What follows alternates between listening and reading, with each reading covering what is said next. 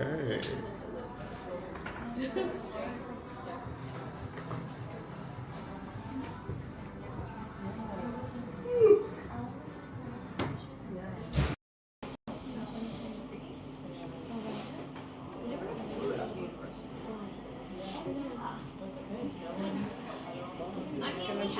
These curtains so you can put things on. Oh yeah, so yeah, it's just Yeah. I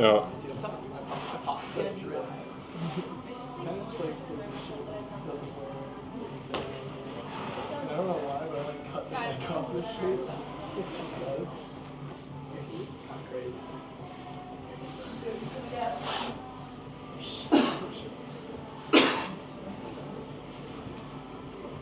Yeah, if you can pull it, that would be alright.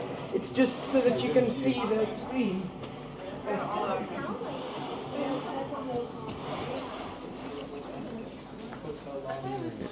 Test.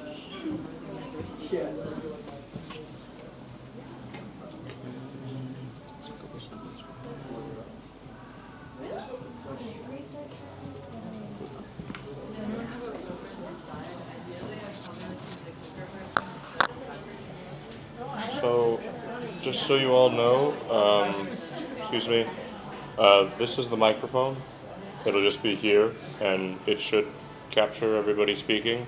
But like, if you're speaking, maybe don't be all the way over here, you know, just like be kind of close to the microphone or to pick up your voice.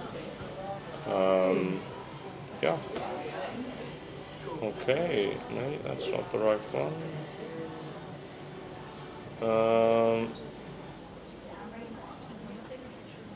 Right. So, welcome everyone and everyone tuning in to the Green Program Capstone Project presentations. For the past 6 days, the students have been learning about renewable energy and sustainable development in Iceland and have been coming up with some entrepreneurial solutions to some sustainable development issues, and they'll be presenting those today. Remember, no idea is too big for the capstones, and while they will be diving into the feasibility of their ideas, if some of the projects may not be feasible, they'll be explaining why they think that they're not feasible at this time. The first up will be the soil people, the soil buddies. So yeah, go.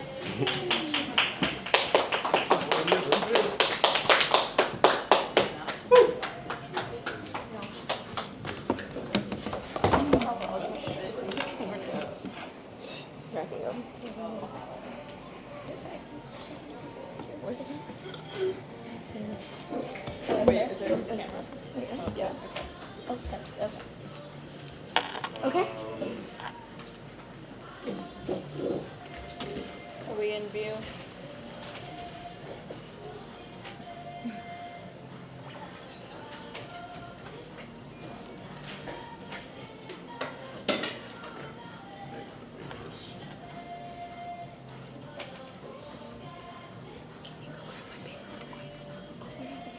I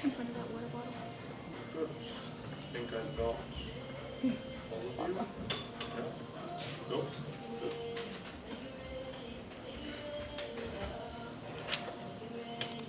Okay, so we are going to be presenting the business plan for our business, which we are calling Soil Buddy.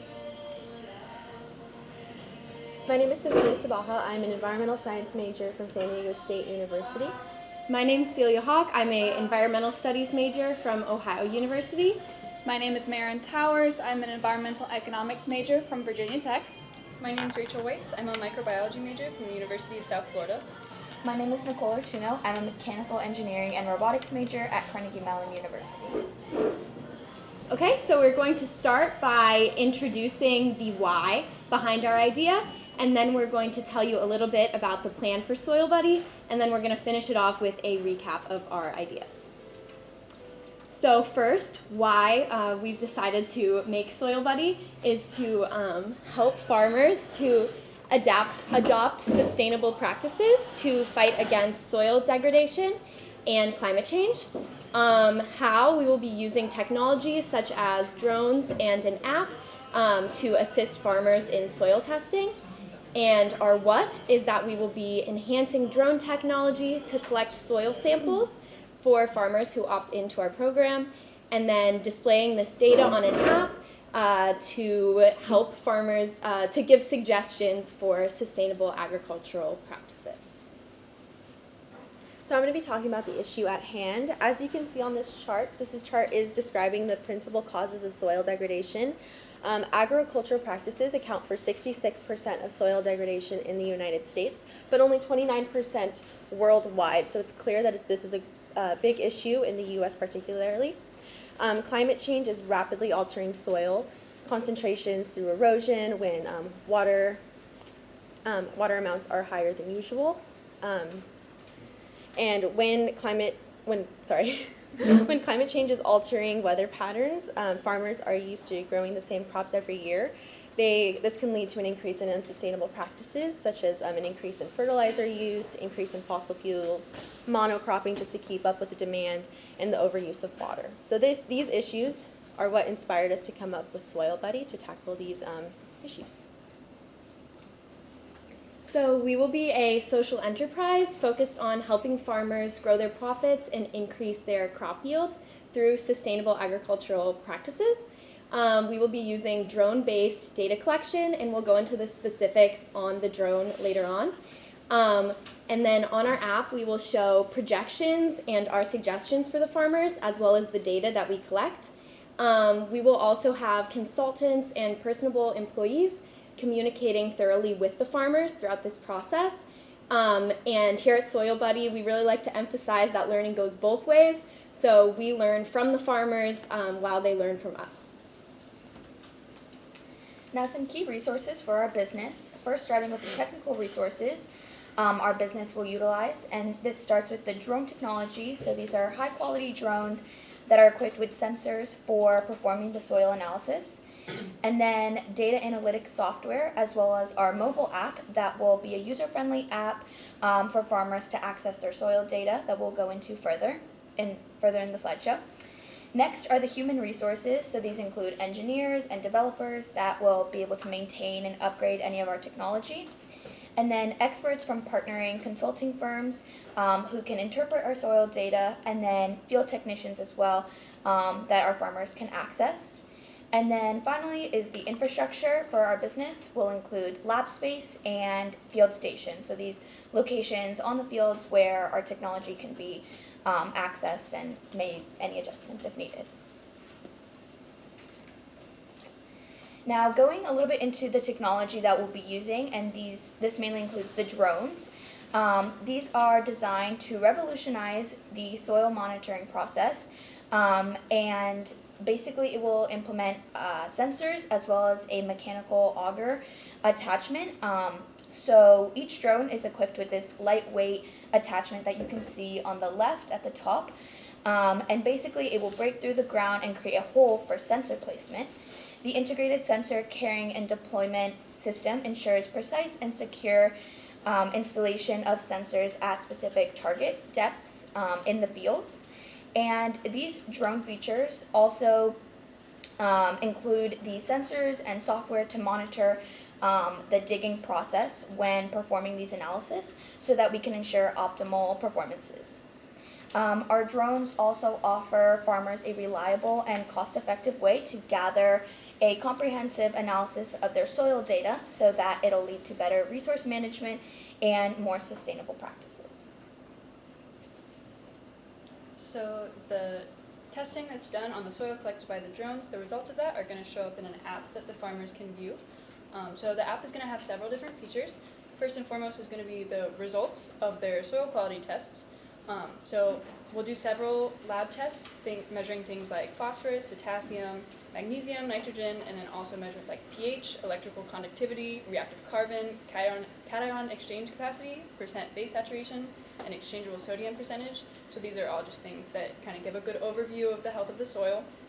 And then they'll also be able to access test results from previous soil samples so that they can see how their fields are changing over time and hopefully improving over time. And then there will also be crop recommendations in the app. So based on their results, we will give recommendations for which crops they should plant in which fields, based on like which nutrients have been depleted there, but also based on local demand for certain crops so that we can help them maximize their profits. And then along with that, we'll also give explanations as to why we're recommending these crops, so how they can help replenish their soil, and then also how other crops may deplete it further so that they know they should probably avoid planting those in that field. And then we'll give a comprehensive cost-benefit analysis of the crops that we recommend. So beyond just like what's the cost of the seeds and then how much can you sell the crop for, we're going to include things like how much water does it need, because that costs money. Is it going to require a lot of fertilizer or pest control, because those things cost money and resources. And then there's also going to be a feature that helps farmers decide where to buy their seeds from based on the crops that we recommend. So we'll compare prices across different vendors, and then we'll also give a sustainability rating for different vendors. That way, if the farmers are financially able, they can choose more sustainable companies to get their seeds from, and therefore make their own practice more sustainable.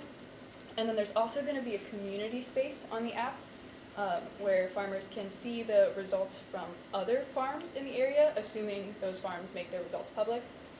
So that way they can see if there's an issue that's like affecting the whole area, or if there's problems that other farmers seem to have solved. And then there'll also just be a forum where farmers can communicate and give each other solutions to possible problems, so they can learn from each other too. Oh, and then in order to make this business happen, we're going to need the support from several partners and stakeholders. So the partners in this project are going to be an environmental laboratory and consulting firm. So that's who would be doing the actual testing of the soil, since they would have a lab space and experts on the topic.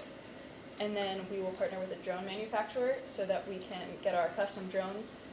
And then the stakeholders in this project would be the funding agencies, the farmers who are going to utilize it, and then also local grocery stores, because they'll be affected by what crops are being produced in the area. So our strategy for reaching and communicating with our beneficiaries. So we want to connect with them by being personable and listening to their needs. We want to talk with them about the importance of using sustainable agricultural solutions, and if they are doing so, and we want to work with them to increase their soil health, their yield, and their land value. And we want them to understand that we not only care about their land, but we care about them too. And then our cost structure for the first 6 months, we have a cost estimate, our price estimates based off equipment, app development, legal, marketing, and our workspace. So we do want to use top-of-the-line drones, which is why they look a little expensive. And then our soil sample attachments are going to have to be custom made to fit the drones, same with the sensors. And our prototyping gives us a little bit of leeway to make sure that we have everything that works with the drones. Then we have our app development. We want to put a good chunk of money into this because we want our app to work well. Our legal, we're going to have to get drone certifications, a business license, and stuff like that. For marketing, we want to spend about $20,000 in our marketing area, $5,000 for branding, $15,000 for advertising. In our workspace, we're going to need a vehicle to go out to the farms. We're going to need an office, and then our consulting firm. We went with the average, which is about $250 an hour.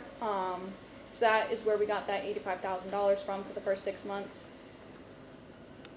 And then for our funding, we do want to apply for government funding through organizations like the U.S. Department of Agriculture and the Small Business Administration. The Small Business Administration does have grants for research that we can use for our drone technology. We also want to apply to other grants, for example, the 500 Global Flagship Accelerator in the Amber Grant Foundation. The Amber Grant Foundation does support women entrepreneurs. And then if we cannot get funding from the government or grants, then we will apply for small business loans. And then for our revenue, we have a basic soil sampling service report, which we have a per acre pricing model. We also offer a subscription package, which is for farmers that want to test their soil multiple times per year. How we were going to be doing the testing is we are going to test once per acre. If there is a farmer that wants to test multiple times per acre, then we can negotiate a price breakdown with them. And then with our extra revenue, we will use that money to pay off our business loans and then reinvest into our drone technologies. So how will we determine that our business is successful? We want to have a social impact. We want to help farmers improve their profits and crop yields. And then also we just want to have a broader social impact because agriculture and sustainable agriculture impacts the whole environment, which affects all of us. And how will we measure the success? The number of farmers that are using our services, whether or not their soils are improving, and then the long-term increases in their profits and crop yields to make sure that we are benefiting them. So there are some foreseeable challenges with our business proposal. One of them being employment, but as mentioned before, we will be partnering with a environmental consulting and laboratory, which allows us to be as hands-off as possible and avoids the complicated logistics of hiring a huge team. Our team, though, consists of about 20 people who are in charge of the tech side of things, marketing and online customer support and management. The second challenge would be creating awareness and enough interest within farmers, and we plan on doing like in-person outreach that involves us doing also like online surveys through ads, and then also holding stakeholder meetings with like nearby local farms and also like the local governments to see just to get everyone on board. And the last challenge would be competition. We plan to overcome this challenge by standing apart from similar businesses by adding our sustainability initiatives and mission behind the project. Our mission is not to profit off of farmers, but rather the education and implementation of a more sustainable future. And also our drone technology will stand us apart, which Nicole will talk about later. So has this been done before? When deploying these drones, it's important to recognize existing research and innovations that are already out there. Currently, the University of Nebraska is mainly focusing on the drone technology and advancing it for soil sensor deployment, as well as areas that are hard to reach and access. Similarly, there are startups, such as the one I listed, that connect farmers and agricultural businesses to a larger global network of drone services. And their approach with soil analysis with the drones uses a multi-spectral camera that enables non-invasive analysis. However, our business builds on these innovations, and some of our advantages that are highlighted on the screen is that we incorporate direct soil sampling through the auger mechanism that I spoke about earlier. And unlike these cameras that are being used in other startups, our method provides deep, accurate soil data from below the surface that offers farmers a more comprehensive understanding of their soil health. Additionally, we enhance data accessible through our user-friendly app that we mentioned earlier, which gives farmers real-time insights to make informed decisions. Okay, so the sustainable development goals that we are mainly targeting is responsible consumption and production, which is just in terms of agricultural consumption. And then next, industry, innovation, and infrastructure due to our drones and the app development. And then decent work and economic growth because we want to support the livelihoods of the farmers we're helping. And then also sustainable agriculture is beneficial for the planet overall. So less directly, we're addressing things like life on Earth and life in the water. And so this is a recap of what we've discussed on the slides so far. And then just to finish up our presentation, we wanted to end it off with a quote, which we believe connects to our mission. So at its core, sustainable agriculture is about creating change, not just for the environment, but for the communities by the Dandelion philosophy. We believe this symbolizes our mission to improving soil health and sustainable agriculture and helping farmers in the long run. Thank you. Any questions?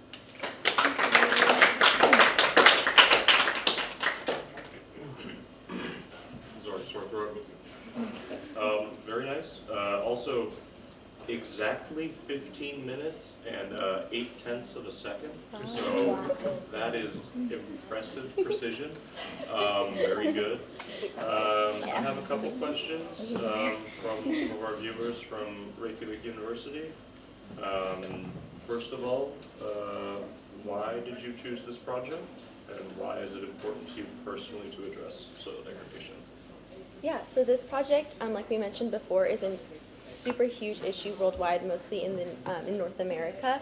And I personally did research on this at SDSU, San Diego State University, so I'm particularly super interested in this, particularly in California where there's not a lot of water, but farmers are using very water-intensive crops to grow.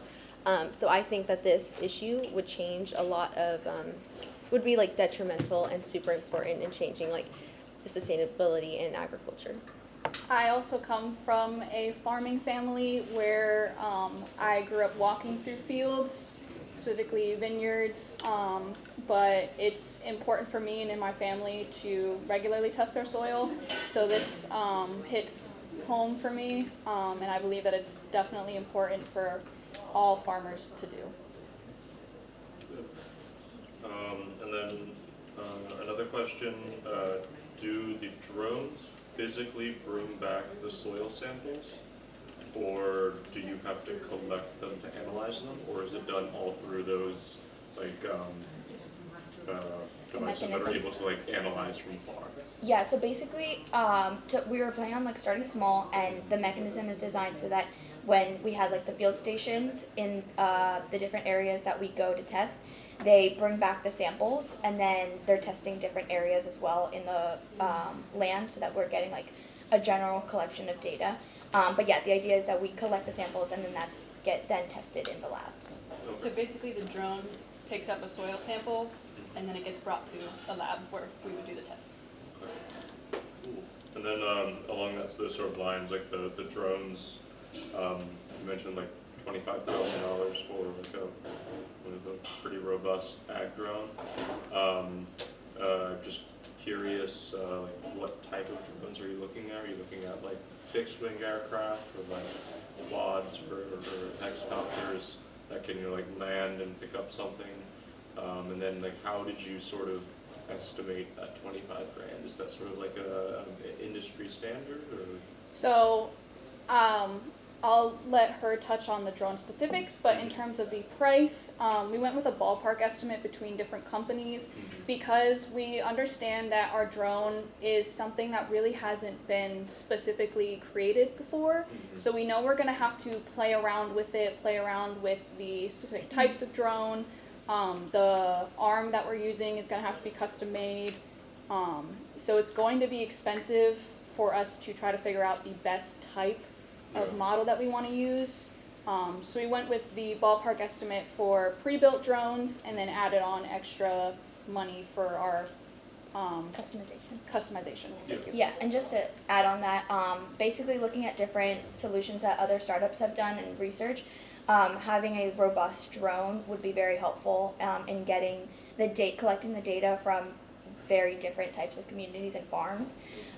So having a good landing mechanism, as well as making sure that we're using sustainable material, is the whole idea behind the first designs of our drones. One more question, or never mind, two more questions from Reykjavik University. There's concerns about like as agriculture starts using more and more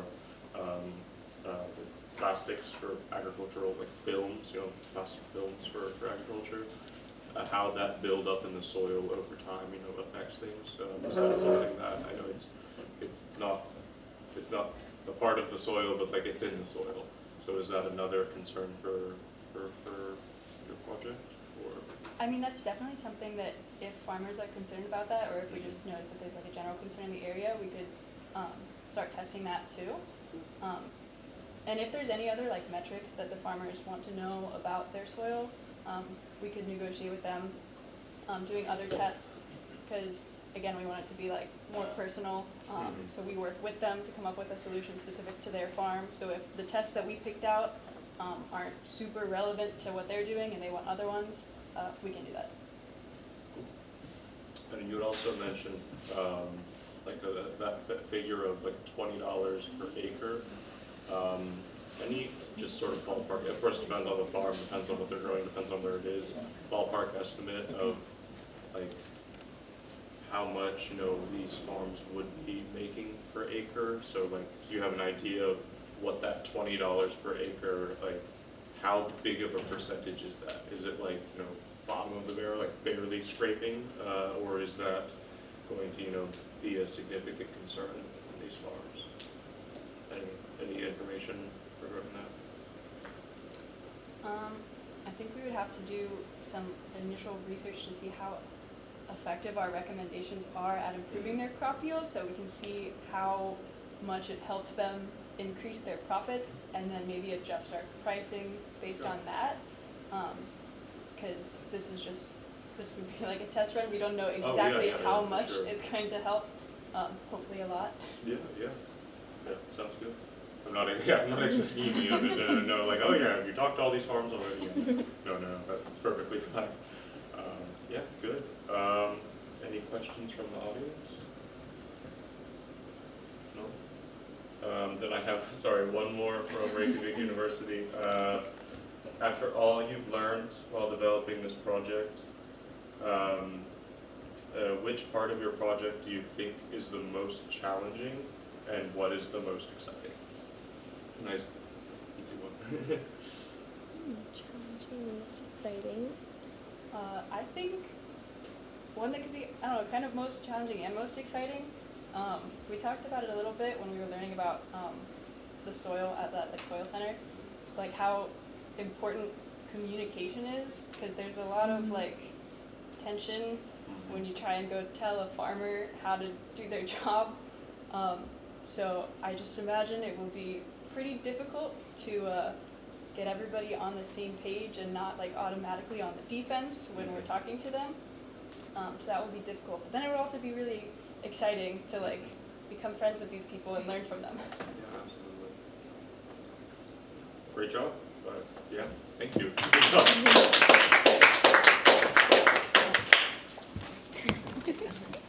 Is that yours? Ooh, really great. Good job.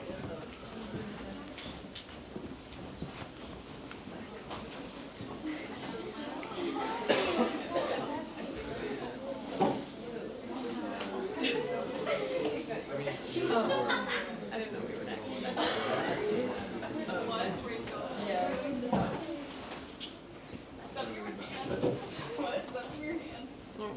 Yeah, all right.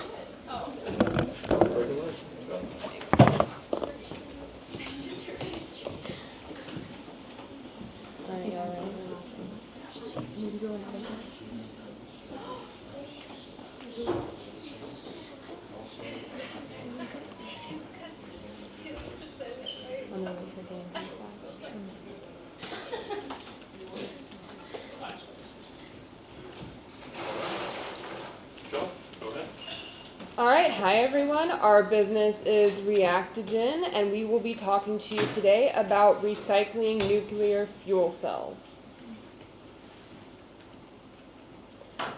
Our table of contents, we're going to do a meet the team, an overview of the project, the golden circle, our business model canvas, sustainable development goals, the sustainability complex, and then we'll finish this out with a Q&A. Alright everyone, I'm Elizabeth Rothschadel. I am studying environmental science with a minor in international economics at San Diego State University, and I have an associate of science degree in biology and another in math and science. I'm Gwen. I am a psychology major at San Diego State University. I'm Haley Lane. I'm a chemistry major at Brevard College. I'm Sky Johnson. I am a ecology and conservation major at Franklin College. I'm Satya Cannon. I'm an environmental science major at the University of Delaware. Alright, we're going to start with our overview. So our primary problem that we focused on is how nuclear fuel is used in the industry. While nuclear power is incredibly clean, it is not renewables because we only have a finite amount of uranium and plutonium. Additionally, much of this is considered single use by the global industry, which means that there is a lot of waste generated, and that waste is radioactive and has to be stored deep underground. Our solution is a business that recycles used fuel and sells the new fuel in order to close the fuel gap. The golden circle.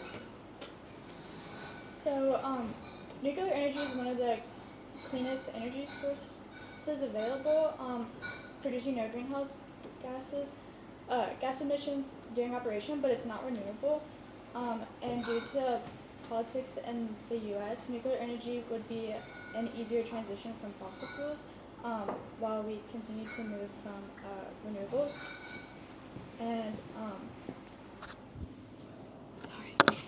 And then we would do this by closing the nuclear fuel cycle gap by recycling spent nuclear fuel by using advanced recycling technologies that can extract reusable materials like uranium and plutonium from nuclear waste and reprocess them into new fuel.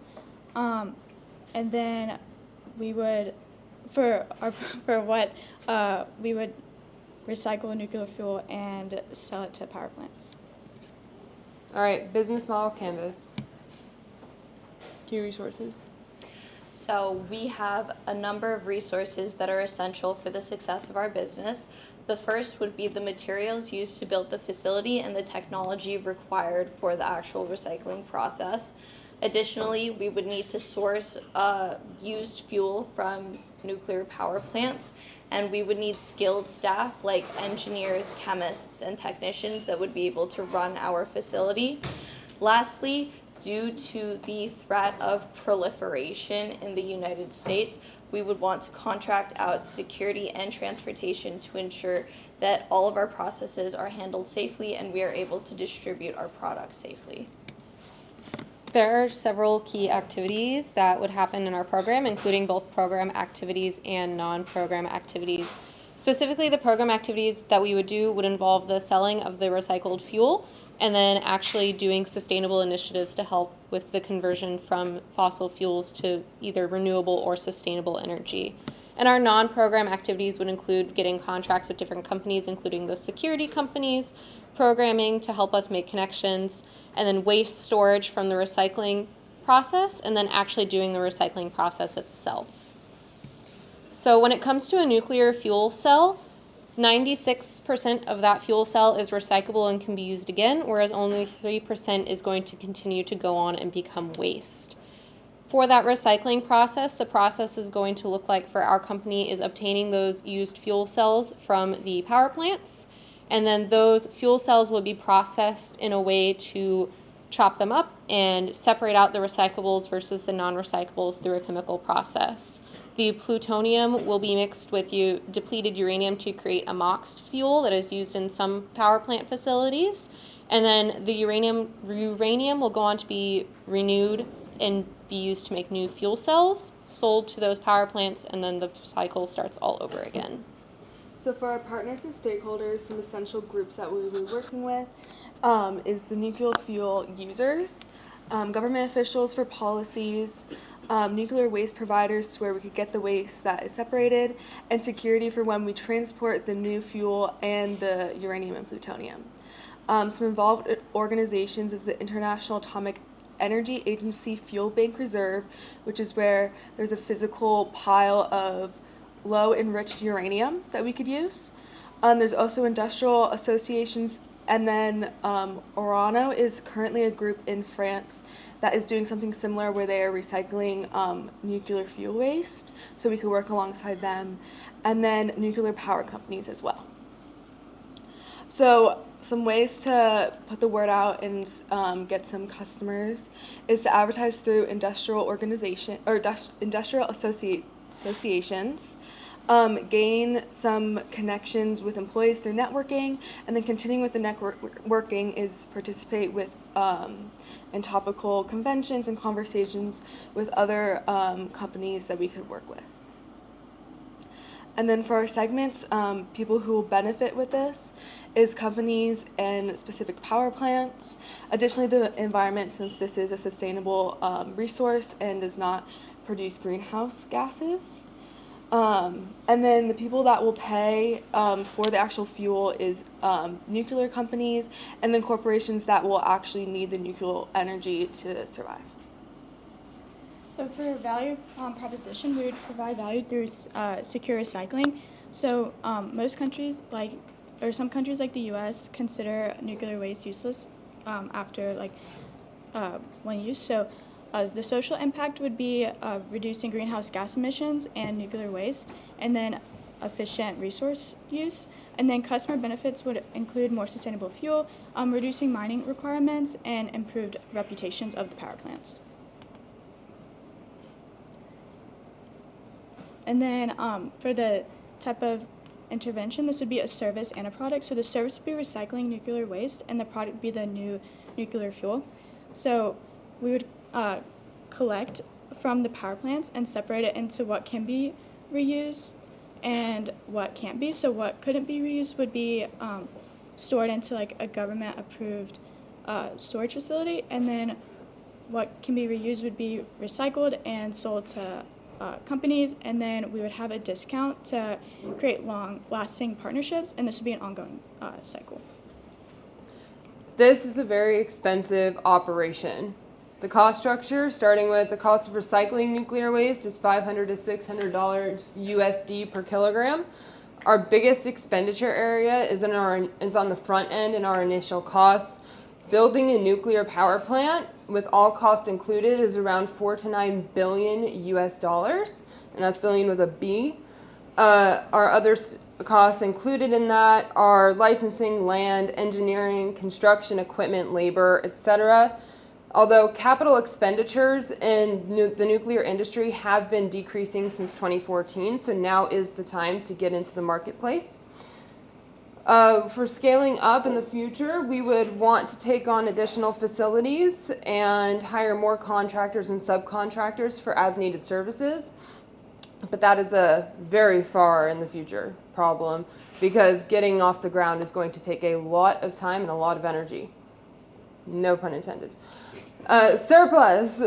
So we're going to be reinvesting our profits into Reactogen, which is our company. We're going to be increasing our productive capabilities, taking on additional master services agreements, so increasing the workload for our labor force. And we are going to be investing in research and development to streamline our process and our technologies to make sure we're sustainable and doing everything with the newest technology. Our investment plan, as I said, is back into Reactogen until we're profitable without large variability in our expenses. And we also want to do community outreach to show the community that we are invested in sustainable energy and we want to market sustainable energy as the future, as well as renewable energy. The nuclear industry as a whole provides significant economic benefits, adding $60 billion to the U.S. gross domestic product and paying $2.2 billion in state and federal taxes. So this is very, very profitable for the country, for the community, and it's something that shouldn't just be thrown by the wayside. Nuclear power plants are the highest paying energy generation source by far, providing nearly 100,000 high-quality long-term jobs across the country at more than twice the national median wage. And that is from a report from the Nuclear Energy Institute that was published in 2021. Generating revenue is going to be coming from the sale of our recycled fuel cells, and as well as from as-needed on-site services for waste separation, which will come later on in this presentation. Our revenue sources by percentage, we believe it'll be around 80% from the sale of the fuel cells and 20% from on-site services. And this is not direct to individual consumer. This is back to nuclear power plants that we buy waste from. Sustainable Development Goals. So we think that we can hit at least 6 of these Sustainable Development Goals, one of them being the agriculture and clean energy goal. For this goal, there's going to be less mining of uranium and plutonium if we are recycling those fuel cells instead of just storing them after that one-time usage. And this is, once again, a sustainable source of energy, although it is not a renewable source of energy, since plutonium and uranium are being mined in order to power these power plants. For our next sustainability goal of the industry, innovation, and infrastructure, being able to close the nuclear fuel cycle will help with that sustainability, as well as that less mining of those plutonium and uranium products. For sustainable cities and communities, having a cleaner energy source in a community is a lot better than having, say, a coal plant in a area, and that can lead to some health issues as well, and so we're helping to reduce that. For the responsible consumption and production, instead of just throwing away a waste source or keeping that waste source stored. We are instead recycling and conserving uranium as a source instead of just continuing to deplete it like fossil fuels have been depleted in the past and currently. We are also hoping to meet the goal of peace, justice, and strong institutions by partnering with different organizations like the IAEA Bank, and this is a reserve that helps different areas that want to use nuclear energy for peaceful production, and then ethical nuclear power use as well, and then we are hoping to partner with other goals as well. So, we have several environmental and ethical considerations in such a controversial industry. First are the dangers of handling nuclear waste. Since we will be handling nuclear waste, transforming it, and handling nuclear fuel, we want to make sure that we are very safe and secure and that we don't endanger the surrounding environment or communities. Second, we want to emphasize that nuclear energy is not the endpoint, but rather a stepping stone in the transition to cleaner energy, and the endpoint is renewables. Third, we want to avoid supplying the nuclear weapons industry because that does not align with our values. We want to ensure that our nuclear fuel cells are going towards powering cities and civil uses. Sustainability complex. So our company will have an impact on various levels. On the global scale, initially we will only have minor contributions, so we will be sourcing our facility materials and recycling technology from other countries, primarily Asia, which is the primary manufacturing area. On a national level, we will be depending on the national supply chain in order to source used fuel cells and distribute them. We also hope to have our greatest effect on the national level in transitioning to cleaner energy. On a regional level, most of our suppliers and consumers are regional nuclear power companies, so we will have to tailor our outreach to those regions. And on the city level, while we will not directly affect cities and communities, we will indirectly affect them by providing nuclear fuel cells that can then be used for civil use and research. Okay, the limitations. This type of science is heavily regulated. And our biggest limitations are coming from law and policy, and I'm talking about the US law and policy. The government agencies that we'll have to work with at the very minimum include the Nuclear Regulatory Commission, the US Department of Energy, and the US Energy Information Administration. A part of this process also includes permitting and licensing, which going through big government takes a very long time. Sociologically, we're going to have hurdles with public perception. Public perception of nuclear energy is not positive. Although nuclear spills are not, or nuclear incidents are not very common, they tend to be very large in scale. And that's what's ruined public perception of this controversial energy source. We also want to be mindful of environmental justice. We don't want to build in a place that has other power plants, because a lot of power plants are built in regions where the income is very low, and communities are disproportionately affected by the construction of these power plants. We want to make sure that everybody is treated equal, and we're doing our best to keep that at forefront of mind.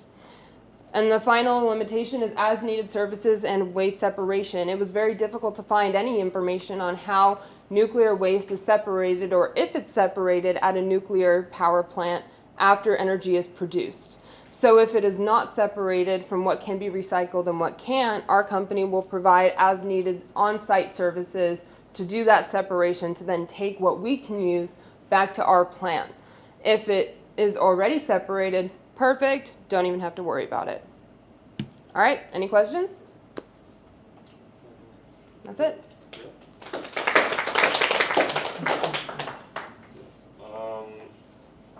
To go back, could you rewind to your cost structure slide? Oh no. Sorry. You were talking about the biggest expenditure areas, and you said initial cost of $4 to $9 billion USD. And correct me if I misheard you, but you said that's for building a nuclear power plant.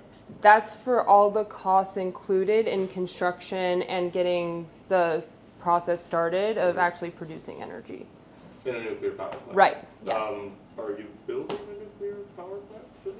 Well, we need a facility, and our services aren't being contracted with another company specifically. So we wouldn't be working out of, at least in our discussions, we wouldn't be working out of somebody else's plant. We would need our own to recycle the fuel and then store the waste. Okay. Right. So do you have any idea, because if that's just the cost of like building, your own nuclear power plant? Right. What about this is an added thing that a plant would have to do. So what about of course, I understand that not a lot of places are doing this, but do you have any kind of idea of what it costs for, like that French company to like set up the stuff that they need to recycle this waste? I believe they already had it in their system, like when they built Okay. the power plant, like it was implemented already. Okay. Yeah. Cool. Yeah. I was just curious because The big number. Yeah. No, not the big number. It's just the numbers attached to like build our own power plant to do Right. this. So do you think that this is something that could be like tacked on to pre-existing nuclear power plants, or is it something that hey we can only do it in new ones? For the business idea that we had, for doing the actual recycling, storing the waste, we would need our own facility for that. If our idea was different and we were a consulting firm just providing as needed services, you could work out of a different power plant. Okay. But for us, we need our own space. Okay. And I guess I was also just because you had mentioned like security. Is that contracting security? Is that for just like on site? So that's not for like transport of waste? That's for on-site and transport. And transport. Yes. So the transport of this waste, if it's at your own nuclear power plant, is the storage of that waste on site, or are you having a separate storage place? So we would go out and get waste that can be recycled from other power plants and bring it to our own. So that transport would need security. From there, we would recycle the fuel cell, and then we would store the waste that we produce at our own facility. Okay, so it's both. Okay, right. That makes sense. Yeah, I'm good now. Yeah, cool. I was just confused about that. And in cost structure, the security associated with traveling and transporting nuclear waste, I'm sure in your deep dives you've found, like abandoned government facilities that were originally designed to store everybody's waste, but they decided not to do that because the cost of transport and security for that transport was huge. I think that would, of course, maybe not $4 to $9 billion US worth of, but any kind of idea of what that is going to, just ballpark costs for that transport? I personally don't know the ballpark cost of transport security. I would imagine, it's an entirely different sector, but when I think of transport security, I kind of think of Brinks and the armored vehicles that are used in states. Yeah. And so I think it'd be something along those lines, but the cost of contracted security was not something that we deep dived into. Yeah, no problem. Just big expensive. Big expensive. If there's a reason it can't be done, money's why. Yeah. Yep. Makes sense. So the similar nuclear recycling in the world, are there any others that you briefly mentioned the one in France? Is anybody is this similar to sort of what your proposed idea is, where they've got like the one plant that's built around it, and then the other plants send them their waste? Or Yeah, pretty much. There other companies that are doing similar thing but a little differently? From what I saw, Orano was the biggest one that was doing it, and basically other countries would send their waste to France, and then they recycled it and then stored it there. But I didn't see any other like really big companies that stood out that they were also recycling waste. But I know that like storage-wise, vitrification's a big thing, but not like actual recycling of the waste. something that's been getting like pretty big in nuclear development is not these huge plants so much anymore, building huge plants, but like the small scale reactors. And have you thought about how you could use this process for those small scale reactors? We had briefly talked about how if we were continuing to do a cycle, as in like somebody gives us their waste, we recycle it and we send it back to them. For those smaller scale reactors that may have a smaller budget, we had considered saying, hey, if you give us your waste for free and we don't have to buy it from you, we will sell you recycled fuel cells at a discount that may potentially be cheaper for you to buy than new uranium. Cool. Yeah, because I know like my university, NC State, in undergrad had its own small scale reactor, and not a lot of places in Raleigh, North Carolina to stick fuel cells in the ground. So yeah, very cool. Very good. Any other questions from the group? Yeah, good. Yeah. Once it's recycled, is it like degraded or can it be like re-recycled? It can be re-recycled several times before there's not enough left over for us to do it again. You might have already said this, and I just didn't catch it, but do you know why it's considered single use when it technically is recyclable? Because it's really expensive. Yes, it's very expensive to recycle it, but since we have such a substantial supply of uranium and plutonium ores, it's cheaper to just keep mining fresh material. Apparently, plutonium and uranium are incredibly cheap, and so it is currently cheaper to just buy new uranium than recycle it. That's not good for the planet, though. Yeah, that's not good for the planet. Very cool. Very, very interesting project, and you really, yeah, good job. Congratulations.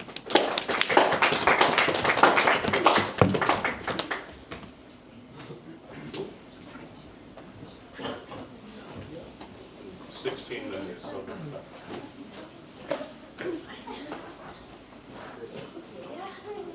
whoever wishes to. Do you guys want to go next, or do you want us to? So I believe, yeah, I believe y'all were last. You were the Windy City, yes? Oh, very nice. Very nice. Das ist gut.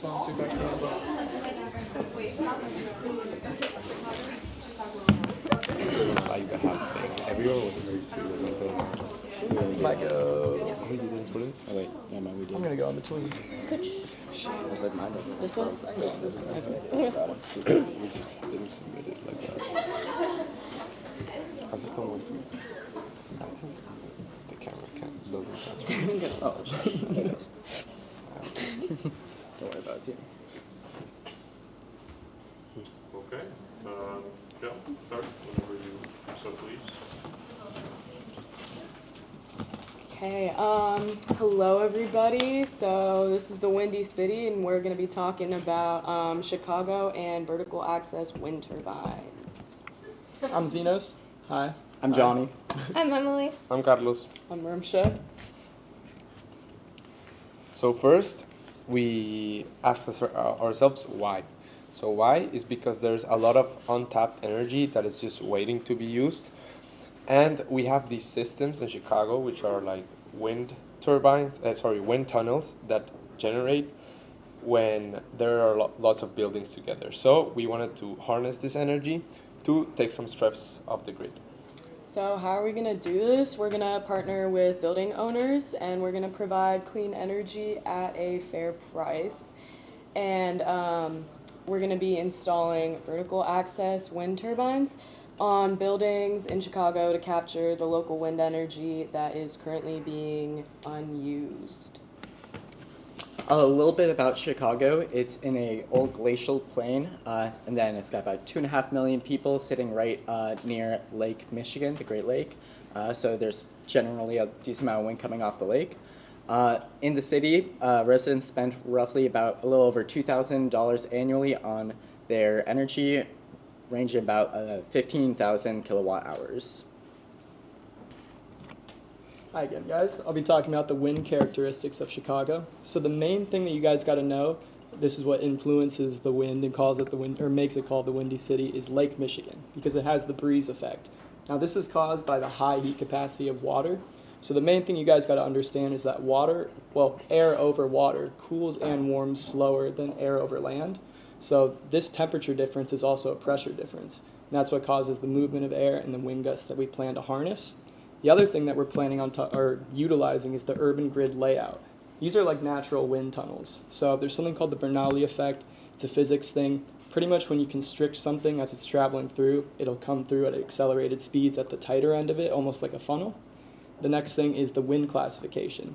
So Chi-Town has class 3 to 4 wind gusts, which is pretty good, especially in an urban setting for harnessing wind energy. And it's kind of on the latitude of the prevailing westerlies. So there's consistent wind here, which is really important, and a lot of places don't have that to offer. There's also low pressure systems. These are storm systems for those of you guys who don't know. So strong winds usually are pretty good for harnessing wind energy. And again, the location, it's right off of the Great Plains, which is a very flat area. So there's a lot of wind that just comes from this area as a whole because of the lake, because of the wind, and because of the flatness. Right, so we'll be using vertical access wind turbines for these projects. These are better suited for cities and urban environments with both on-ground and mounting on buildings and rooftops. These are omnidirectional, which means they do not require orientation of the blades into oncoming wind.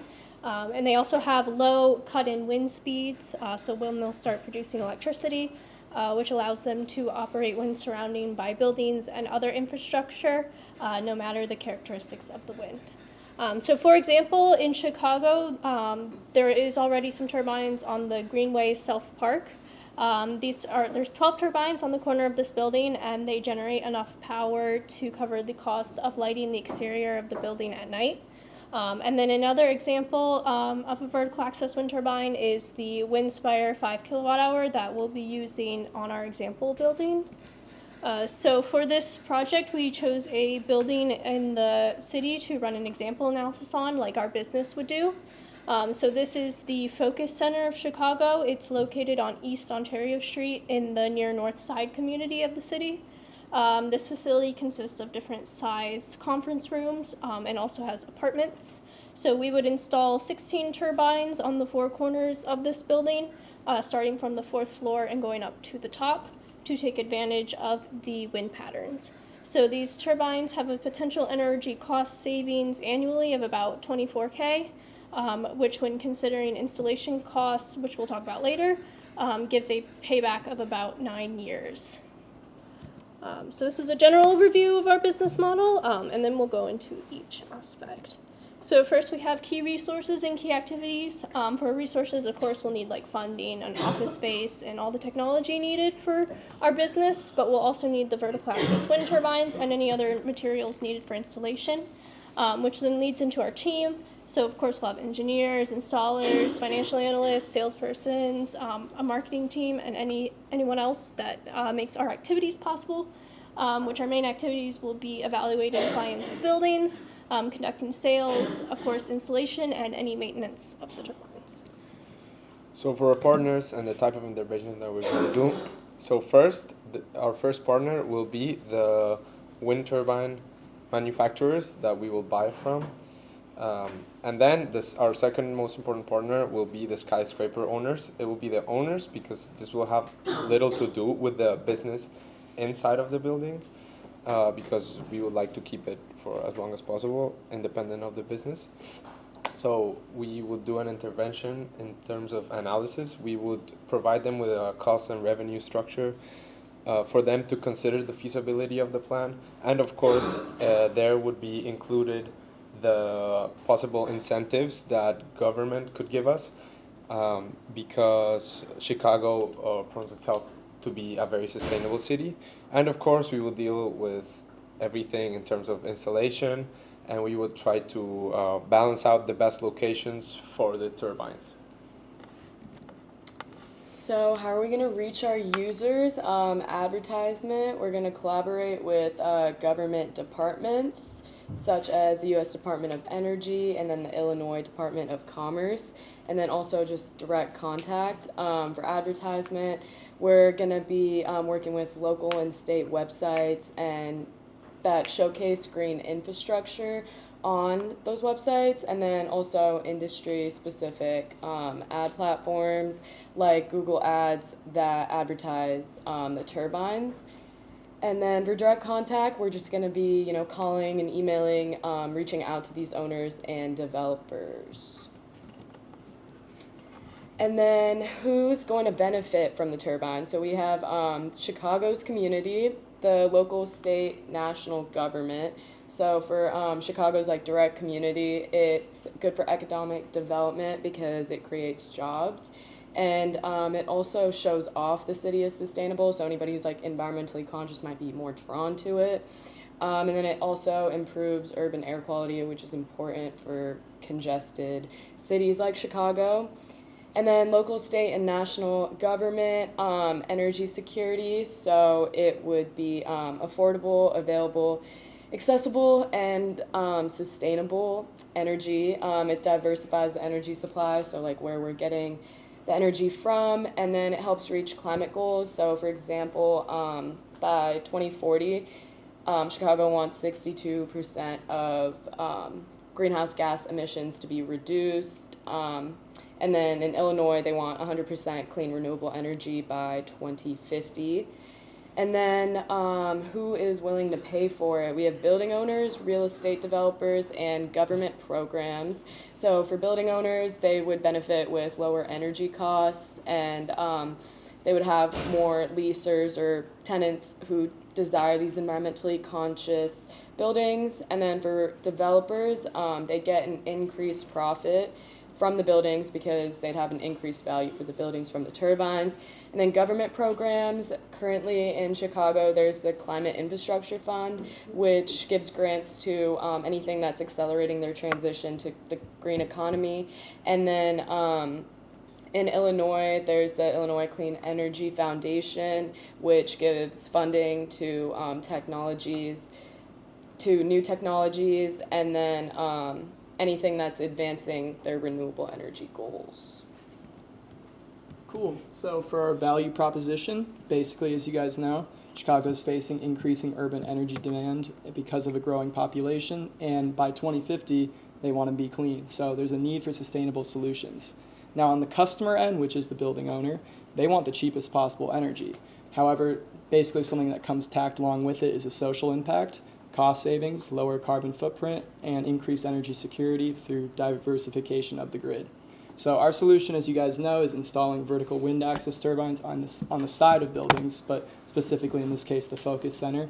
And we're basically utilizing that Bernoulli effect and catching those accelerated winds. So that's already in place. The benefits are renewable and sustainable energy. It's scalable because these are turbines, right? We chose 16, but we could have chose less. We could have chose more. This was just the case that we thought was best suited for our building. There's job creation. Someone's got to put these up. Someone's got to build them. All that. Someone's got to connect them to the grid. So there's a lot more projects, which is an economy boost. Lastly is the energy cost savings and the revenue and surplus. Basically, cheaper energy. However, when you have excess, that's revenue, and that's the surplus that we're talking about. The advantages of that are wind direction isn't a roadblock because they're vertical access, and also it's a wind tunnel already. So really wind coming from anywhere is going to make them spin. So that's energy. They're space efficient and adaptable. They're going on the side of buildings, so they're not really in anyone's way per se. They're also at a medium height relatively speaking for storied buildings, but they're not really in the way of much. And on top of that, they're adaptable. And lastly, incentives are likely to fund the project. Because of the state and the city's goals for clean energy, pretty much you're likely to kind of get the money you need to make this go. Next is the cost structure. I'm going to drop some numbers on you guys' heads. Sorry about that. So up front, the cost of the turbines roughly is around $10,000. So times 16, that's where that 160 comes from. Next is the installation, which we found to be usually based between other projects that we looked at, around $2,000. So again, times that 16 is where that 32 comes from. Then the ongoing yearly, this one's a little more interesting. So usually it's about 1 to 2% of the cost of the initial turbine to then maintenance it. So we projected that roughly on average every year, it's probably about 4 turbines you're going to have to maintenance and service. So that's where that $600 comes from. And that 0.15, that's 1.5% of the upfront cost. That's where that came from. Next, for that whole middle row, the revenue, it's pretty much the same thing as the top row. However, we added a 10% tack onto it, which is where all those numbers come from, as you guys can see from the math. And in case you guys couldn't guess, that 10% is going to be our profit, which will then be used for reinvestment and innovation in the technology. All right, so like Zeno said, most of our revenue will be coming from our clients. It's going to be the product, the installation, as well as the profit. But we will also be getting some money from the state of Illinois to invest in our research and development. The Small Business Innovation Research Match Program will match all the money we put towards our R&D. So in our profit distribution, we have about $20,000 to play with.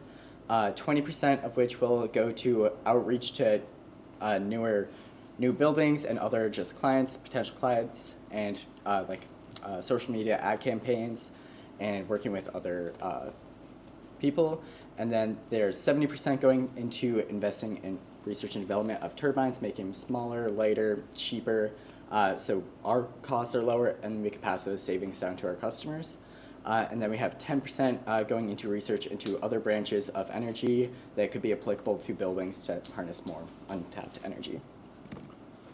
Okay, and of course we're very mindful of our stakeholders and any concerns that might come up. One of the main concerns could be noise, but it has been scientifically proven that with smaller vertical axis wind turbines, the small reduces considerably. Also, with lower wind speeds, this noise is also reduced.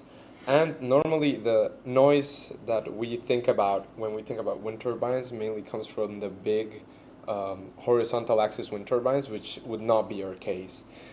Another concern might be city permitting, which could cause a problem because we're putting things on the side of buildings. But the Chicago, as I said, Chicago City claims to be a leader of innovative environmental initiatives and has sustainability as one of their main focuses when passing bills and doing policies. And wind turbines wouldn't actually be breaching any height limits because it would be on the side of buildings, it wouldn't be on the top. And nor it will be expanding the building sideways. And of course, to recognize our limitations, we know that there's a high unpredictability in these kinds of projects. So we would be just open to solve as diligently as we can any problems that might come up for it to go as smoothly as possible. Cool. For our sustainability complex, we chose the Windy City, so it seemed like a good place to start here. However, because of the initiatives of the state and the city alike, I also believe it kind of encapsulates that row right above it, the region and provincial. So that was our takeaway from that. Okay, and for our SDGs, we are focusing on 5. The first one being the affordable and clean energy. And of course, this is clean energy, it's just energy out there that we are just harnessing. And we would, of course, be looking to make it as affordable as possible for our customers. The next one it touches upon is decent work and economic growth. Again, with more projects, that means there's more labor and work involved in all the sectors involved, both engineering, the construction, and just more projects, more jobs, kind of boosts the economy. And we'll be trying to innovate with new technology with the turbines, as well as putting more energy infrastructure in the cities. And then sustainable cities and communities, it reduces greenhouse gas emissions and air pollutions. And then turbines are environmentally sustainable because of the clean energy. And then going with that, we have, of course, climate action. We're implementing more renewable energy and helping mitigate climate change. Cool. Thanks, everyone, for listening. If you haven't been to Chicago, you should go there and feel the wind for yourself. It's pretty gnarly, but yeah, thank you. Any questions?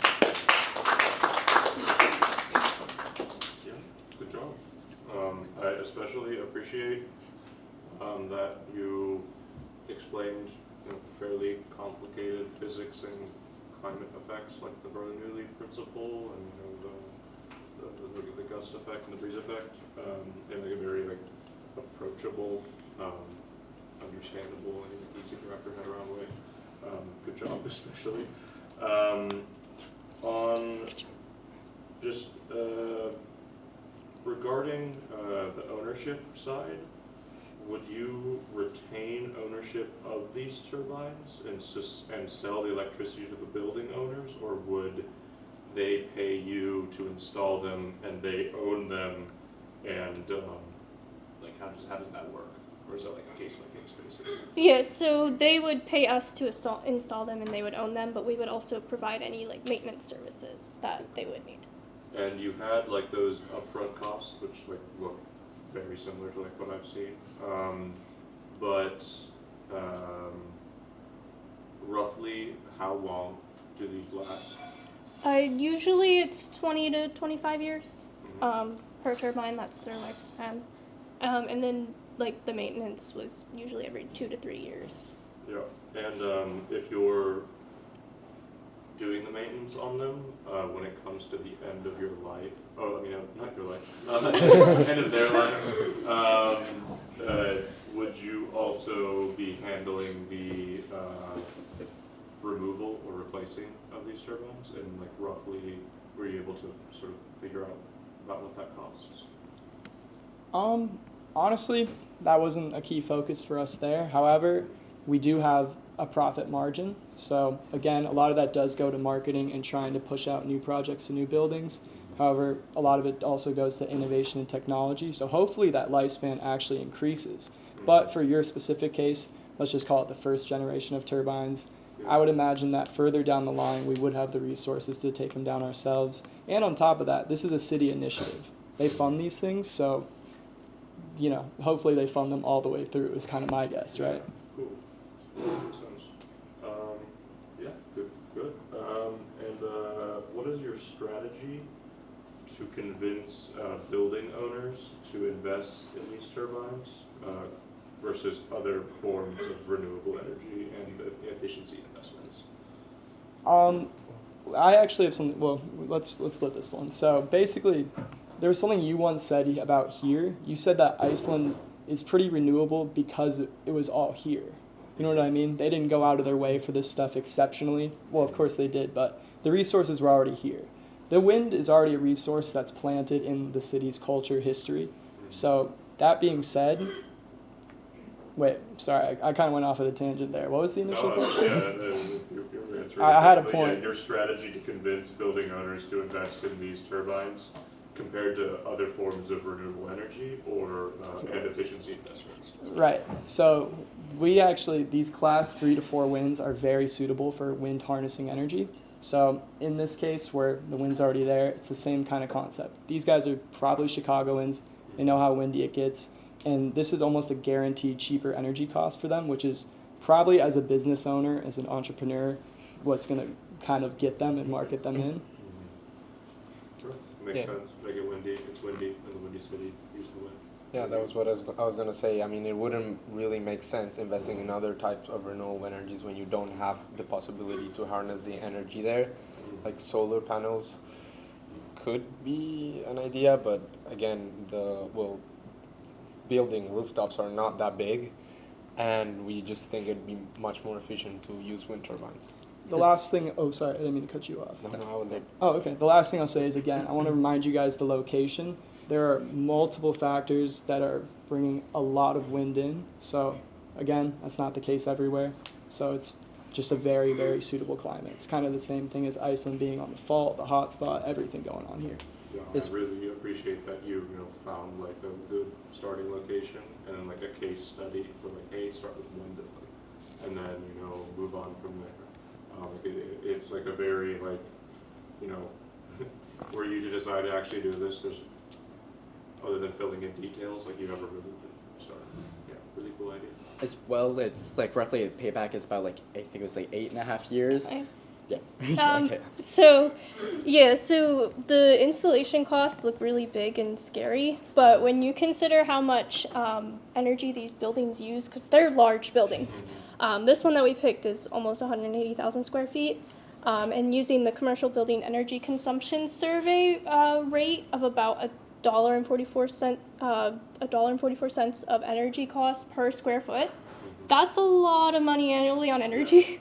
So even though there's a large installation cost, the payback is actually pretty good because you're still saving a ton of money. Yeah, I think like at this scale, you know, that's really not that large of an installation cost. That's pretty reasonable. Yeah. Especially if we're extending the life of our turbines by like another 5-10 years, it just increases their discounts. Especially if the city's paying for it. Yeah. Good job. Any other questions from the group, from the audience? Let me make sure I don't have any more from.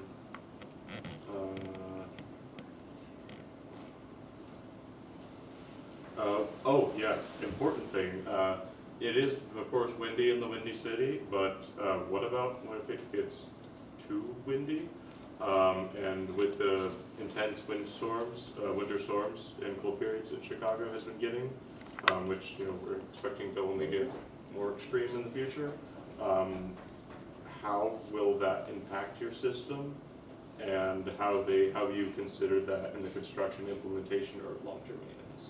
So at least for the first part of the question, because that was kind of a long one. Question, yeah. So the research that I did, basically, this is why we started on the 4th floor. Mm-hmm. If you're too low, there's too much wind shear, there's too much friction, so wind speeds aren't as optimal as you would want for capturing. Mm-hmm. And the higher up you go, you're susceptible to overspinning and actually harming the equipment used. So there's kind of a sweet spot. And again, it's customizable. We picked the stories we did and the range we did for this particular building. But that would change. But we're in that medium zone where pretty much wind isn't too strong for the machinery, and it's also not too weak to not yield any good results. And these turbines that we also picked for this example, they have a survival wind speed of 110 miles per hour. So you very, I think, effectively took that into consideration. Yeah. Yeah, great job. Yeah, it's very practical. The feasible side of things, like you could do this tomorrow. Yeah, good job. Very good job. Any other questions? No? Anybody? And of course, you could help us because you are studying that exact question. Yeah, I'll be a consultant. Yeah. Yeah, great job.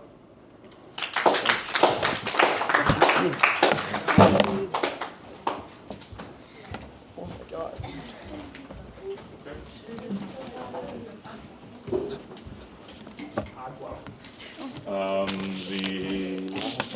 I don't know. Did you send it to me again? I resent a PowerPoint file and a link with different permissions, so hopefully one of the two is working. Let me temporarily but my email is not streamed online. Here's my email. Capstone.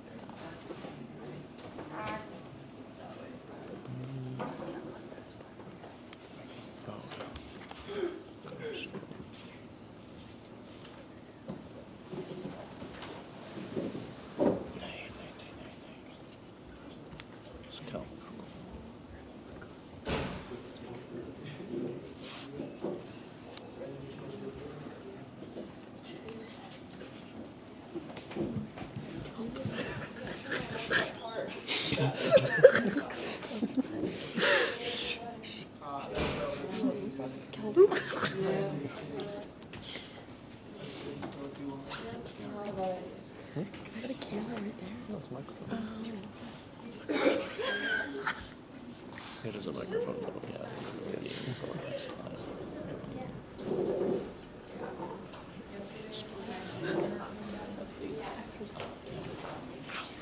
So I have no idea how I made this so challenging. Okay, there we go.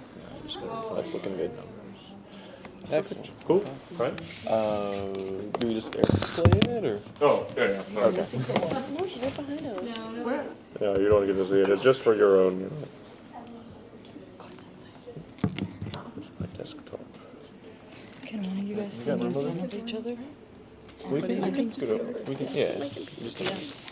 and if you're right here, you can kind of crowd around and then maybe switch position while you're help. Good. All right, Okay. now. Thank you. Nice. Okay. Start whenever you please. All right. Hello, Hello everyone, we're KELP, which stands for Kelp Ecosystems Living Protections, and we specialize in kelp forests and carbon sequestration. I'm Kendall Groninger. I'm a sustainability student at San Diego State University. I'm Paris Pavlicek. I'm an architectural engineering and French language double major at Penn State University. I'm Michelle Gonzalez, and I am a student at San Diego State University with an emphasis in sustainable tourism management. My name is Melinda Garcia. I'm studying environmental science at San Diego State University. My name is Evan Etheridge, and I am studying sustainability at San Diego State University. So today we're going to be going over why kelp and the services it provides for our marine ecosystems. We're going to be looking at our business model and the processes involved. And then we are going to be looking at the sustainability complex, how it impacts our environment and coastal communities, and looking at the SDGs and which ones our business plan relates to. I'm going to start here with our golden circle. So we're first going to start with why. So our goal is, why we're doing this is to address the impacts of rising ocean temperatures, preserve marine biodiversity, combat climate change, while supporting coastal communities and industries, building resilience for the future. How are we going to do this? We're going to utilize the fast-growing capabilities of kelp to absorb and store carbon, employing innovative techniques like floating kelp farms for scalable restoration efforts.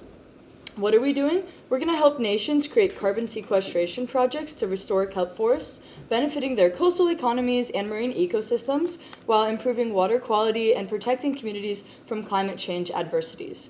During this presentation, we're going to focus specifically on how we can benefit Iceland.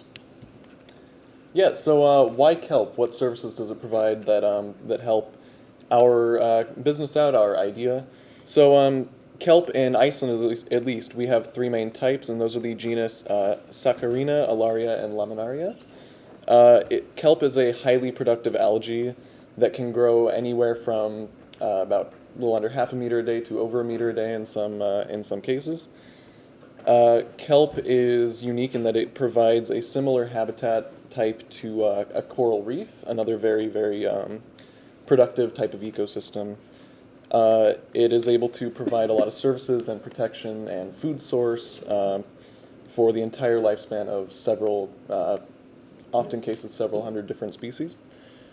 So another thing that kelp is good at is it is able to, due to its high productivity, it can store a lot of carbon in many cases. Now this is most effective if the kelp is decomposed anaerobically, where it is deprived of oxygen and not able to re-release the carbon into the water or the atmosphere.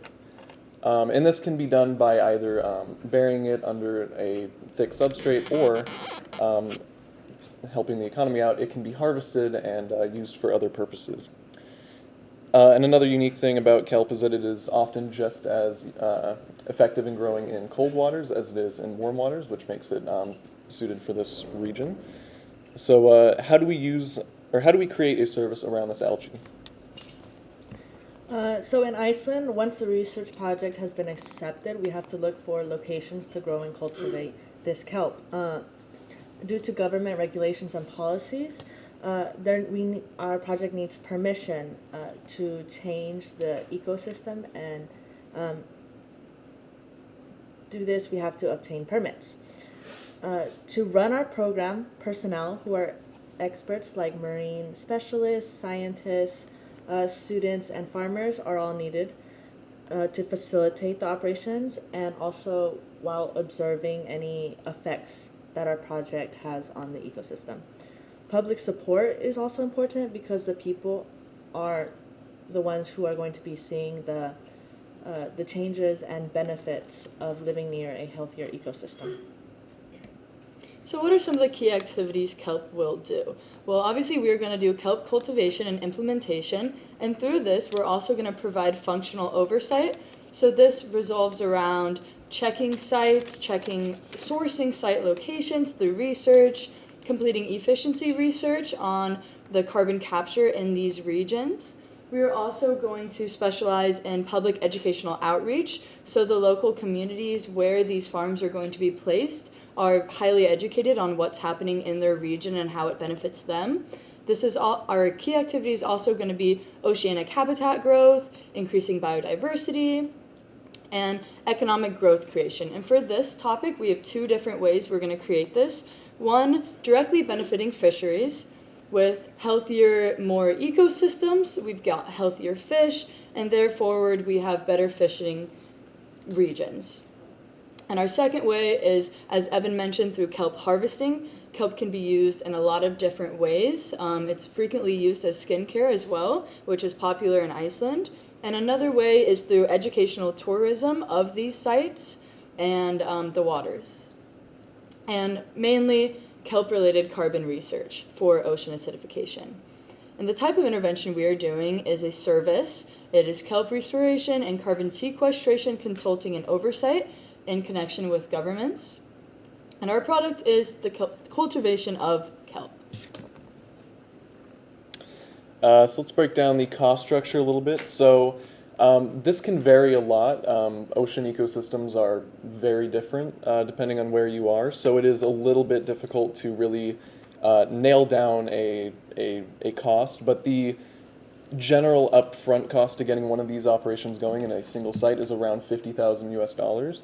And this is including most of the tools and resources and help we would need. That doesn't include a boat. Now, the type of vessel you would usually use for this ranges anywhere from around $150,000 US up, depending on the size and equipment. So there are four primary cost areas here. There's planning, permitting, and surveys. This includes things like site surveys. So generally, this type of cost would level off a bit as the business grows, because in a conservation or habitat restoration operation, usually as you add more sites, the costs don't go up in direct proportion with that. It also includes your regulatory and property permits, as well as engagement with stakeholders. We got infrastructure and equipment is another area. So this is going to include things like anchoring systems, our seed lines. This is where the boat cost comes in, as well as like operational and monitoring equipment. This is going to be the bulk of the cost, mainly for the vessels and tools that we need for these sites. Let's see, we have, labor and training. That's where like worker training and salaries, as well as our diving teams that we contract would be included under. This is another thing that that could potentially, or that would be likely to level off as the business scales to a wider range, because generally as the business grows and you have a team that is able to work well together and is an expert in the field, you don't need to necessarily add more people every time you expand that operation. So the last section is maintenance and monitoring. This is where things like unexpected expenses will come in. So, if equipment breaks down, you have to fix it. This is where that comes in. This includes equipment maintenance as well as regular monitoring schedules. This is generally stable over time, but there are some fluctuations that would likely be due to either those unexpected expenses or acquiring new sites to do our operation. So some partners that we plan to potentially work with are the European Union, which will help us with funding for our upcoming projects through their agenda. The Icelandic government, which would be bringing in the Sustainability Council, the European Environment Administration, which will help us make connections across Europe that could contribute to the project. And then universities, which will allow for us to create job opportunities for students to work for carbon sequestration. Researchers, which will be researching the efficiency Iceland Oceanic Cluster, which will help us partner to do educational tours of the area. So for our segments, the people who will benefit mostly from our service is coastal communities, our marine ecosystems, and fishers and their family. Our customer is going to be governments, and with the ability to scale international, and also researchers who are going to be included in funding of this through receiving end, and university partners. And our channels of outreach are educational public outreach to make sure everyone knows what's happening in their areas, local fishery engagement to ensure fishers that they are going to be seeing benefits of this and they're not as confused as what's going on in their waters. We'll have a website for overall outreach, a social media team, and then a big form of outreach will be educational tourism. For our revenue, we are breaking this up into 6 different categories. Our largest one is carbon credits and offsets, which will be used to sell verified carbon credits to corporations and governments that are aiming to scale carbon offset sales and net zero goals. The next biggest is government grants and environmental funding for 20%, which includes national and international funding and grants dedicated to marine conservation, climate change programs, and coastal resilience.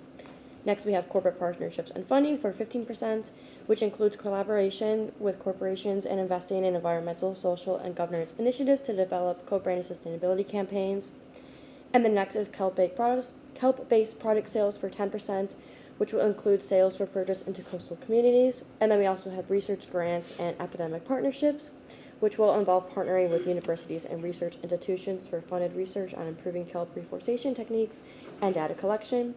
And then lastly, for our ecotourism and educational programs, with 5% of our revenue will be used to focus on kelp forests and marine conservation.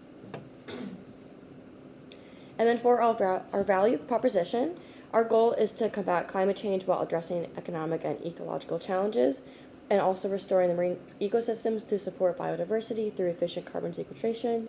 And this also will involve creating economic opportunities in coastal communities through job creation.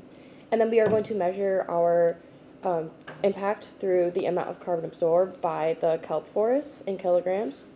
And then our customer value proposition is to provide a reliable, scalable solution to achieve measurable carbon offset goals. And then lastly, for our surplus, we would like to redirect all of our additional supplies into Iceland by promoting Iceland's cold water ecosystems and renewable energy sector, and overall to increase jobs, especially within those coastal communities. And then, of course, with our oceans, we want to mitigate the acidification with kelp forests, and by doing so, we would also advocate for ocean-centered climate policies globally by setting an example to worldwide communities. And then for our fisheries, we, of course, want to restore the fish stocks by increasing kelp habitats, and then promote sustainable fishing practices to help with those fishing communities as well. And then lastly, for our coastal economy, we would be helping this through our funding local entrepreneurship with kelp products and enhancing the community resilience through shoreline protection and sustainable agriculture. Here's a recap of our business model before we move on to the next section. Now we're going to talk about the sustainability complex. So first we can begin researching on a national level. In Iceland, we can locate regions that are struggling and require carbon sequestration the most. For example, Faxa Bay and Reykjavik, which is the capital, they are the regions that are more prone to high levels of CO2 in the ocean. The south coast of Iceland is facing a lot of acidification and lower pH levels due to the North Atlantic Ocean that's bringing in warmer waters. And another thing is that we can use national resources that and partner with universities, students, local government, and people in general who are experts in Icelandic regions. The United Nations and the Paris Agreement are aimed at reducing the amount of carbon in the atmosphere by a certain percentage, and kelp farming could have global benefits once implemented along the coast of different nations. And this can be seen as a viable solution to higher levels of CO2 in the ocean. Now I'm going to talk about the Sustainable Development Goals we'd like to meet. Number 6, clean water and sanitation. Through cross-cutting the impact of ocean acidification, which affects a lot of marine life, the kelp will help with water filtration of salt waters and overall the reduction of pollution in waters. For climate action, the act of carbon sequestration and the use of blue carbon credits is going to help combat overall climate effects. For responsible consumption and production, the sustainable harvesting and creation of kelp-based products And for life below water, our use of kelp to create biodiversity, ecosystem support, and coastal resilience. So in conclusion, today we have showed you what, how, and why kelp operates. So that is our what, how, and why. What kelp is and its benefits, how our organization operates through our business model, scalability on a national and global level, and then our SDG goals we would like to achieve. And we'd like to leave you guys with a little quote from Greta Thunberg that says, "We cannot solve a crisis without treating it as a crisis. And if the solutions within the system are so impossible to find, then maybe we should change the system itself." We believe this aligns with our business in ways of solving systematic issues. Thank you, and here are our sources. Yeah, great. Couple of questions. Of course, we went to Epicethy and CarbFix earlier this week, and they're also looking into carbon sequestration, but they're just putting it into the ground, and you all are putting it in the ocean. What kind of similarities and differences do you anticipate, like concerns, challenges, and but also good things that you can learn from CarbFix? Yeah. So CarbFix is a great example of a company that is working for public benefit and can also connect with businesses in this sense. And for us, we are connecting more with nations as a whole, and so our scalability is slightly different from CarbFix, where CarbFix is limited to specific locations where the carbon can be administered into the ground, versus our organization can be placed really anywhere because kelp can grow in all types of water, and ocean acidification is wide and very vast across all of our oceans. And some challenges we would see really are with the funding and probably maintenance of our boats and infrastructures, and the decomposition of kelp. We wouldn't want our effects to be negative, so we'd want to keep a good eye on our kelp and how much they're absorbing through monitoring and research of our little kelp farms, so that we can ensure that we are collecting carbon and then harvesting it and using it to benefit our ecosystems and coasts. Cool. Yeah, great. Any questions? Yeah. Are y'all worried about overgrowth of kelp at all, and like any possible negative side effects that might bring? So the process of this kelp, how it grows, is it grows from a seed line, so it's a very direct line, which it's a little hard for the kelp to grow off of these lines, and then these lines are then placed in the seabed, and then they're marked by buoys. So if anything, the kelp growth is not going to be as detrimental to the ocean, because it just creates a bigger ecosystem source, more places for fishes, and as Evan said, it acts very similarly to coral in its ecosystem management ways of providing habitat for fishes. We also have, so we mentioned it slightly, but there's also, you can make a lot of products from kelp itself. So if there were a problem with overgrowth, a lot of those coastal communities could just harvest some of the extra kelp and then just repurpose it into, for example, we've seen things like food, skincare, and healthcare products. And one final point on that is, so kelp will grow just about anywhere along most coastlines, although kelp forests are not necessarily quite as extensive. So being sure to locate these kelp farming operations in a similar or in that habitat where kelp forests normally grow, you'll have competition with the kelp because it is a food source. So other species in those waters will help to naturally regulate it as they normally would, as we've seen seaweed and other different types of marine plants. So. Are there any additional unintended, or there could be? Do you think there's any additional unintended ecological effects from large-scale kelp farming? An ecological effect would be just the use of these boats and their carbon emissions themselves. So using sustainable boats and sustainable machinery to make sure that the technology we're operating with isn't combating against the skills that we're hoping to achieve through helping ocean acidification with carbon sequestration.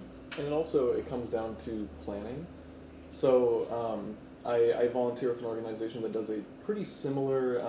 It's not directly related, and it is on land, although it's a conservation effort, and you want to plan it to where you're visiting sites and traveling in a way that's using as little emissions as possible.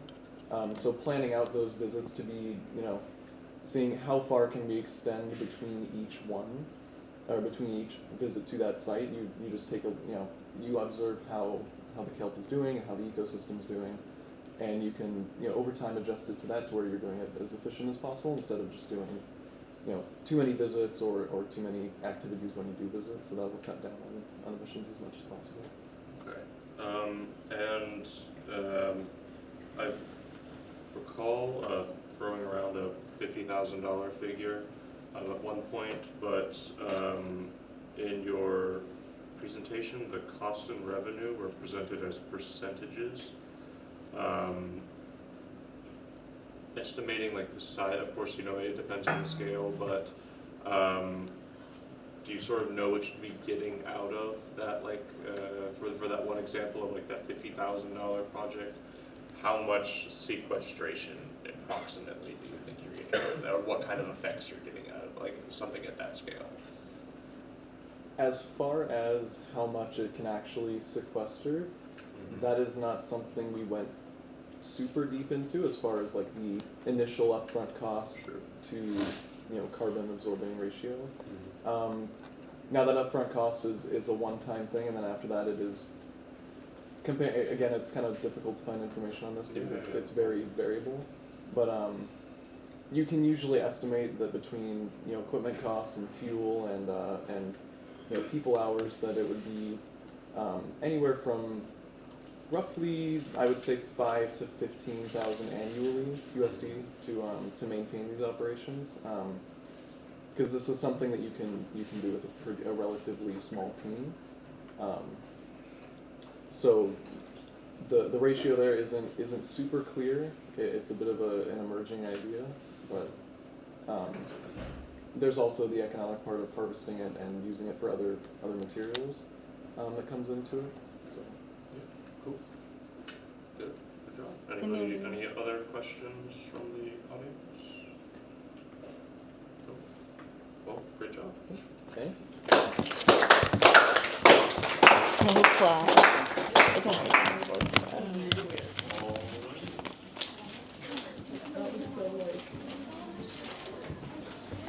Nice job. So, congratulations everyone on finishing your capstone projects. You all took an idea from scratch and worked together this week to develop a sustainable development plan. And that really shows how much you can do in a week. And of course, we encourage you to consider working on your ideas when you get back home, or consider working on your ideas coming back to Iceland to do it, and build us some kelp.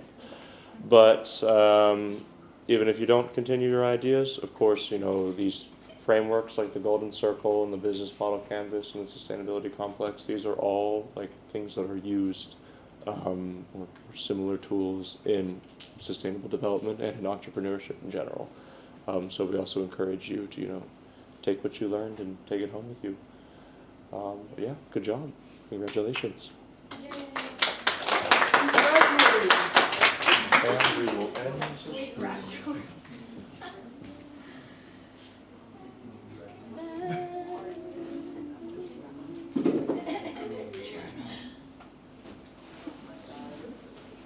Okay, good job.